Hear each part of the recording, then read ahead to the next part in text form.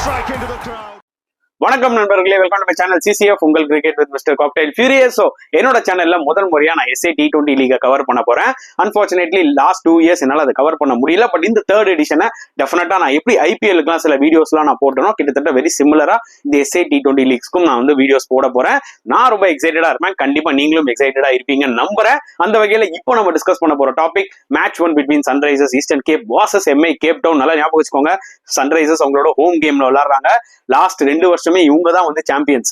So அதனால obviously Sunrisers eastern கேப்னு எடுத்தாலே வந்து பாத்தீங்கன்னா அப்படி ஒரு ஹியூஜ் சப்போர்ட் இருக்கு அவங்களுக்கு ஹோம்ல. அந்த வகையில தான் இந்த ஃபர்ஸ்ட் மேட்ச்ல வந்து பாத்தீங்கன்னா ஃபுல் கிரௌட் சுத்தி பார்க்கும்போது பாத்தீங்கன்னா அப்படியே ஆரஞ்சு ஆர்மி ஃபுல் கிரௌட பார்க்கும்போது சம மாசா இருந்துச்சுன்னு தான் கண்டிப்பா நான் சொல்லுவேன். But crowd will be little disappointed because MI Cape Town 97 runs வித்தியாசத்துல வின் பண்ணிட்டாங்க. It's a huge victory. டெஃபினட்டா சன்ரைசர்ஸ் வந்து இதை எக்ஸ்பெக்ட் பண்ணிருக்க மாட்டாங்க. நான் என்ன நினைச்சேன்னா it's going to be a close match அப்படின்ற மாதிரி ஸ்டார்ட் ஆஃப் த மேட்ச்ல நான் நினைச்சேன். பட் அன்பார்ச்சுனேட்லி வந்து பாத்தீங்கன்னா இந்த ஒரு பர்டிகுலர் மேட்ச்ல சன்ரைசர்ஸ் தோத்த மெயின் ரீசன் அவங்களே தான். ஏன்னா டாஸ் வாஸ் சோ க்ரூஷியல். என்னைக்குமே போர்ட் எலிசபெத்ல வந்து பாத்தீங்கன்னா கொஞ்சம் அந்த ஸ்லோனஸ் இருக்கும், ஸ்பின்னர்ஸ்க்கு பயங்கரமா அந்த பிச் அசிஸ்ட் பண்ணும். சோ எந்த டீம் டாஸ் வின் பண்றாங்களோ பேட்டிங் ஃபர்ஸ்ட் ஆடுறதா பெட்டர் ஆப்ஷன். இதுக்கு முன்னாடி சன்ரைசர்ஸ் ஈஸ்டர்ன் கேப் வந்து வேற லெவல்ல விளையாடி இருக்காங்க ஃபர்ஸ்ட் 2 எடிஷன்ல. அதுல எந்த டவுட்டுமே கிடையாது. ஏடன் மார்க்ரம் தான் கேப்டனா இருந்திருப்பாரு, அவர் தான் கப்பு தூக்கி இருப்பாரு. ஆனா ரீசெண்ட் டைம்ஸ்ல ஏடன் மார்க்ரமோட கேப்டன்ஷிப் வந்து பாத்தீங்கன்னா நிஜமாவே ரொம்ப ஆர்டினரியா இருந்திருக்குன்னு தான் நான் கண்டிப்பா சொல்லுவேன். பிகாஸ் நல்லா ஞாபகம் வச்சுக்கோங்க, இந்தியா சீரிஸ் நீங்க எடுத்துக்கோங்க. இந்தியா சவுத் ஆப்பிரிக்காவுக்கு வந்து 4 T20 விளையாடுனாங்களே, அதுல டாஸ் வின் பண்ணும் போதெல்லாம் வந்து பாத்தீங்கன்னா எலெக்டட் டு போல் ஃபர்ஸ்ட்னே சொல்லுவாரு. எதுக்காக சேஸ் பண்றாரு? அதாவது T20 கேமே இப்ப டைனமிக்ஸே லைட்டா மாறுது. நீங்க ஃபர்ஸ்ட் பேட்டிங் ஆடி ஒரு பெரிய ஸ்கோர் போஸ்ட் பண்ணிட்டீங்கன்னா ஆப்வியஸ்லி வந்து பாத்தீங்கன்னா சேசிங்ல சில டீம்ஸ் கிரம்பிள் ஆறாங்க. புரியுதா உங்களுக்கு? அண்ட் எஸ்பெஷலி இந்த போர்ட் எலிசபெத் விக்கெட் அந்த பிச்சை பார்க்கும் போதே தெரியுது அந்த ஒரு ட்ரைனஸ் இருந்துச்சு. அந்த ட்ரைனஸை பார்க்கும் போதே அட்லீஸ்ட் டெஃபினட்டா ஏடன் மார்க்ரம் என்ன திங்க் பண்ணிருக்கணும்னா பேட்டிங் ஃபர்ஸ்ட் ஆடுறதா பெட்டர் ஆப்ஷன் நினைச்சிருக்கணும். பிகாஸ் நல்லா ஞாபகம் வச்சுக்கோங்க, ஆப்போசிஷன்ல வந்து like players like Rashid Khan, Trent Boult, George Linde எல்லாம் எக்ஸ்பீரியன்ஸ் சவுத் ஆப்பிரிக்கா பிளேயர். அவர்லாம் புரியுதா உங்களுக்கு? டொமஸ்டிக்ல அவ்வளவு மேட்சஸ் விளையாடி இருக்காரு. சோ அந்த வகையில அவங்களோட போலிங்லாம் வந்து பயங்கர எஃபெக்டிவா இருக்கும் செகண்ட் ஹாஃப்ல. இவங்க டாஸ் வின் பண்ணி பேட்டிங் ஆடி ஒரு 165 170 போஸ்ட் பண்ணியிருந்தாங்கன்னா கண்டிப்பா MI கேப் டவுனும் ஸ்ட்ரகிள் ஆயிருப்பாங்க இந்த விக்கெட்ல. ஏன்னா போக போக இந்த விக்கெட் ரொம்பவே டஃபா இருந்தது, அது ரொம்ப எவிடென்டா இருந்துச்சு டாஸ்லயே. பட் டாஸ் வின் பண்ணி போலிங் எடுத்தாங்க. அங்கே வந்து பாத்தீங்கன்னா I think half of the match Sunrisers Eastern Cape தோத்துட்டாங்க நான் கண்டிப்பா சொல்லுவேன்.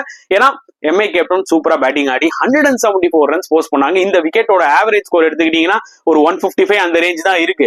சோ 160க்கு மேல அடிச்சாலே இது ஒரு டஃப்பான சேஸா இருக்கும்ன்றத கமெண்டேட்டர்ஸும் சொல்லிட்டு இருக்காங்க. அந்த வகையில 174 runs MI Cape Town post பண்ணது ஒரு பிக் ஸ்கோர். கண்டிப்பா we have to give huge credit to Dewald பிரேவிஸ்ங்க. அந்த அளவுக்கு செம நாக் விளாண்டாரு. 57 ஆஃப் 29 பால்ஸ். அவர் தான் அந்த ஒரு மொமெண்டமே கொடுத்தாரு. ஏன்னா ஸ்டார்டிங்ல வந்து பாத்தீங்கன்னா ரீசா ஹெண்ட்ரிக்ஸ் ஃபர்ஸ்ட் ஓவர்லயே சீப்பா அவுட் ஆயிட்டாரு. வேண்டர்சனும் ஒரு ஸ்டார்ட் கொடுத்தாரு.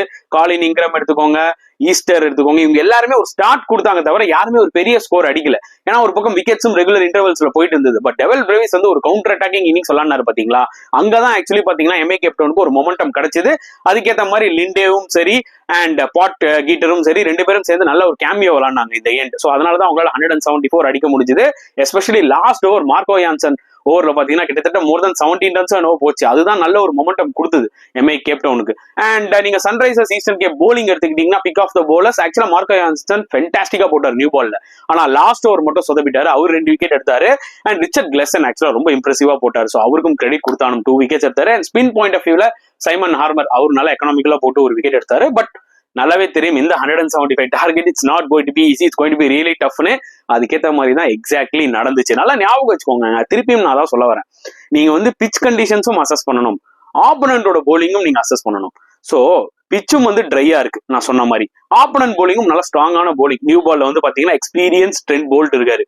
Okay, and they have a very experience spinner Rashid Khan, dangerous ஸ்பின்னர்னே சொல்லலாம். இந்த மாதிரி ஒரு டைப் ஆஃப் போலிங் அட்டாக் கிட்ட போய் நீங்க எதுக்குங்க சேஸ் பண்ணணும்? அது இந்த மாதிரி ஒரு ட்ரை விக்கெட்ல ஸ்டார்டிங்ல ட்ரெண்ட் போல்ட் வந்து கைட்டி கொடுத்துட்டாரு தான் நான் சொல்ல முடியும். அவரோட செகண்ட் ஓவர்லேயே வந்து பாத்தீங்கன்னா ஜாக் கிராலி அவுட் ஆகிட்டாரு. அப்புறம் டாம் மெபலியும் அவுட் ஆகிட்டாரு பேக் டு பேக்.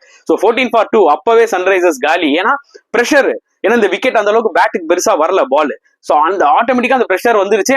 அவங்க விக்கெட்ஸ் லூஸ் பண்ணிக்கிட்டே இருக்கிறாங்க. அண்ட் அந்த டைம்ல தான் என்னன்னு பாத்தீங்கன்னா ஒரு 48 for 4 they are almost done. But still Sunrisers என்ன நினைச்சிருப்பாங்கன்னா ஒரு 20 overs ஆடலாம், அட்லீஸ்ட் வந்து ஒரு டீசன்ட் ஸ்கோராவது அடிக்கலாம். ஏன்னா net run rate is so crucial. ஓகேங்களா? இந்த மாதிரி ஒரு டோர்னமெண்ட்ல ஏன்னா 6 டீம்ஸ் விளையாடுறீங்க, நெட் ரன் ரேட் ரொம்ப இம்பார்ட்டன்ட் டாப் 4 வரணும்னா. அதை தான் ட்ரை பண்ணிருப்பாங்க. பட் அங்கதான் ஒரு செக்கு. அங்கதான் வந்து பாத்தீங்கன்னா பாட் கீட்டர் வந்து செம்மையா போலிங் போட்டு 5 விக்கெட் எடுத்தாரு. அதாவது அவரோட ஃபர்ஸ்ட் பால்லே விக்கெட் யாக்கர். அதுக்கப்புறம் ஃபர்ஸ்ட் ஓவர்லயே வந்து பாத்தீங்கன்னா விக்கெட்ஸ்லாம் அல்றாரு 2-3 அப்படின்னு சொல்லிட்டு. சோ யாருமே எக்ஸ்பெக்ட் பண்ணிருக்க மாட்டாங்க பாட் கீட்டர் வந்து 5 விக்கெட் எடுப்பாருன்னு. ஏன்னா SA T20 லீக்ல இதான் முறையா ஒரு போலிங் போடுறாரு. ஓகேங்களா? சோ இந்த அளவுக்கு ஒரு இம்ப்ரெசிவான ஒரு ஸ்பெல்ல வந்து பாத்தீங்கன்னா ஈவன் பாட் கீட்டரே இதை எக்ஸ்பெக்ட் பண்ணிருக்க மாட்டாரு. பட் ஃபென்டாஸ்டிக்கா போட்டாருங்க. அவரோட லைன் அண்ட் லென்ஸ் எல்லாம் வந்து செம்மையா இருந்தது. யாக்கர் போடுறாரு, அந்த ஒரு பேக் ஆஃப் லென்த் டெலிவரிஸ் போடுறாரு, சம்டைம்ஸ் ஸ்லோவர் பால்ஸும் போடுறாரு. சோ அதனால நல்ல ஒரு குவாலிட்டி ஆல்ரவுண்டரா தெரியுறாரு ஆக்சுவலா பாட் கீட்டர். பார்க்கலாம் எந்த அளவுக்கு இந்த கன்சிஸ்டன்சியை அவர் மெயின்டைன் பண்றாரு ஃபார் த என்டையர் டோர்னமெண்ட் சொல்லி. But definitely MI captain will be very ஹாப்பிங்க. ஏன்னா ஒரு ஸ்டார்ட் ஆஃப் த டோர்னமெண்ட்ல டக்குன்னு ஒரு பர்சன் வந்து இந்த மாதிரி ஒரு பெர்ஃபார்மன்ஸ் கொடுக்குறாங்கன்னு வச்சுக்கோங்களேன். நீங்க எக்ஸ்பெக்ட் பண்ணாத பர்சன் இந்த மாதிரி ஒரு பெர்ஃபார்மன்ஸ் கொடுக்குறாங்கன்னு வச்சுக்கோங்களேன், it's going to boost their confidence. அதுல எந்த டவுட்டுமே கிடையாது. சோ அதனால அவங்களுக்கு ஹியூஜ் கிரெடிட் கொடுக்கணும். பாட் கீட்டருக்கு சூப்பரா போட்டு 5 விக்கெட் எடுத்தாரு. It deserve to get that man of the match. ஏன்னா பேட்டிங்ல ஒரு 12 balls 25, போலிங்ல ஒரு 5 விக்கெட்ஸ். இதுக்கு மேல என்னங்க வேணும் ஒரு பிளேயர் கிட்ட இருந்து? At the same time Rashid Khan மட்டும் தான் கொஞ்சம் எக்ஸ்பென்சிவா இருந்தாரு. ரஷீத் கானோட போலிங் தான் கொஞ்சம் டிசப்பாயிண்டிங்கா இருந்துச்சு. ஏன்னா இந்த மாதிரி விக்கெட்லாம் சும்மா விக்கெட்ஸ்லாம் அள்ளுவாரு அப்படின்னு நினைச்சோம். பட் ஆனா அது நடக்கல. அவர் கொஞ்சம் எக்ஸ்பென்சிவா ஆயிட்டாரு. பட் ஒன்னும் பிரச்சனை இல்லை. ஏன்னா மத்த எல்லா பவுலர்ஸுமே ஆக்சுவலா செம்மையா போட்டு வின் பண்ணி கொடுத்துட்டாங்கன்னு தான் சொல்ல முடியும். So 77 all out Sunrisers, they will be damn disappointed. அதுல எந்த டவுட்டுமே இல்லை. அதுவும் அவங்க ஹோம்ல ஃபர்ஸ்ட் மேட்ச்ல இப்படி ஒரு அடி டெஃபினட்டா வந்து பாத்தீங்கன்னா இந்த ஒரு நெட் ரன் ரேட் அவங்களை பயங்கரமா பாதிக்க போகுது இந்த டோர்னமெண்ட்ல. அதுல எந்த டவுட்டுமே இல்ல. அப்படியே நம்ம அந்த அதர் சைடு எடுத்துக்கிட்டோம்னா MI கேப்டவுனுக்கு இந்த ஒரு பர்டிகுலர் நெட் ரன் ரேட் அவங்களுக்கு பயங்கரமா ஹெல்ப் பண்ண போகுது செமிஃபைனல் போறதுக்கு. புரியுது அவங்களுக்கு? ஐ திங்க் இது வரைக்கும் அவங்க நாக் அவுட்ஸ் போனதுல நினைக்கிறேன். ஐ திங்க் இந்த எடிஷன்ல வந்து they have come well prepared. அவங்களோட யூனிட் பார்க்கும் போதும் வந்து பாத்தீங்கன்னா ரொம்ப ஸ்ட்ராங்கா இருக்கு. ஓகே, சோ அந்த வகையில இன்னும் ரபடாலாம் வந்து ரெஸ்ட் கொடுத்துருக்காங்க. இன்னும் அவரும் வந்து பிளே பண்ணாருன்னா இன்னுமே இந்த ஒரு பர்டிகுலர் டீம் வந்து ஸ்ட்ராங் ஆகும்ன்றது என்னோட ஒரு பாயிண்ட் ஆஃப் வியூ. சோ பொறுத்து வந்து பார்க்கலாம் எப்படி MI இந்த கன்சிஸ்டன்சியை மெயின்டைன் பண்றாங்களான்னு சொல்லிட்டு. So huge win for them. All there fans will be so happy. But Sunrisers definitely அவங்களோட பெஸ்ட் கேமை காமிச்சே ஆனும் அடுத்த கேம். பிகாஸ் இன்னொரு மேட்சும் அவங்க தோத்துட்டாங்கன்னு வச்சுக்கோங்களேன், அது ரொம்ப கஷ்டமாயிடும் அவங்க செமிஃபைனல் போறதுக்கு. ஏன்னா அவங்க மேல எக்ஸ்பெக்டேஷன்ஸ் ஜாஸ்தி. ஏன்னா 2 times வின்னர் வேற அவங்க. சோ ஒரு டிஃபெண்டிங் சாம்பியன்ஸா அவங்க மேல எக்ஸ்பெக்டேஷன்ஸ் அதிகமா இருக்கும்போது அந்த ப்ரெஷரும் இருக்கும். சோ அதெல்லாம் எப்படி அவங்க டேக்கிள் பண்ணி திருப்பி ஒரு பவுன்ஸ் பேக் ஆவாங்களான்றதை நம்ம பொறுத்து வந்து தான் பார்க்கணும். சரிங்களா? So the highlights of the match அப்படின்னு நம்ம எடுத்துக்கிட்டோம்னா டெஃபினட்டா முதல்ல MI கேப்டவுன்ல இருந்து வி ஹேவ் டு சே பாட் கீட்டர் செமையா போட்டு 5 விக்கெட் எடுத்தாரு. டெவல் பிரேவிஸோட அந்த 57, இந்த 2 பெர்ஃபார்மன்ஸுமே வந்து பாத்தீங்கன்னா ரொம்ப ரொம்ப க்ரூஷலா வந்து அமைஞ்சுது MI கேப்டவுனுக்கு. அண்ட் சன்ரைசர்ஸ் ஈஸ்டர்ன் கேப்புக்கு வந்து பாத்தீங்கன்னா ப்ராபப்ளி நான் வந்து பேட்டிங்ல சொல்றதுக்கு எதுவுமே இல்லை. போலிங் எடுத்துக்கிட்டா Richard Klaasen and Marco Jansen அவர் வந்து நியூ பால்ல போட்டது வந்து பாத்தீங்கன்னா கொஞ்சம் பாசிட்டிவா இருந்தது. அண்ட் ஸ்பின் பாயிண்ட் ஆஃப் வியூல வந்து பாத்தீங்கன்னா சைமன் ஹார்மர் சூப்பரா போட்டார் அவர் எக்ஸ்பீரியன்ஸை யூஸ் பண்ணி. அதுவும் சொல்லிக்கிற அளவுக்கு பெருசா இல்லை, எல்லாமே நார்மலா பெர்ஃபார்ம் பண்ணாங்க. பட் MI கேப்டவுன் பிளேயர்ஸ் தான் பயங்கரமான இம்பாக்ட் கிரியேட் பண்ணாங்க. நான் கண்டிப்பா சொல்லி ஆகும். சோ இது ஒரு பர்டிகுலர் மேட்சை பத்தி நீங்க என்ன ஃபீல் பண்றீங்க? மறக்காம கமெண்ட் செக்ஷன்ல போட்டுருங்க. இந்த வீடியோ பிடிச்சிருந்தா லைக் பண்ணுங்க, ஷேர் பண்ணுங்க, முடிஞ்சா சப்ஸ்கிரைப் பண்ணுங்க. சோ நெக்ஸ்ட் வீடியோல பார்க்கலாம் ஃப்ரெண்ட்ஸ். அன்டில் தென் பாய்.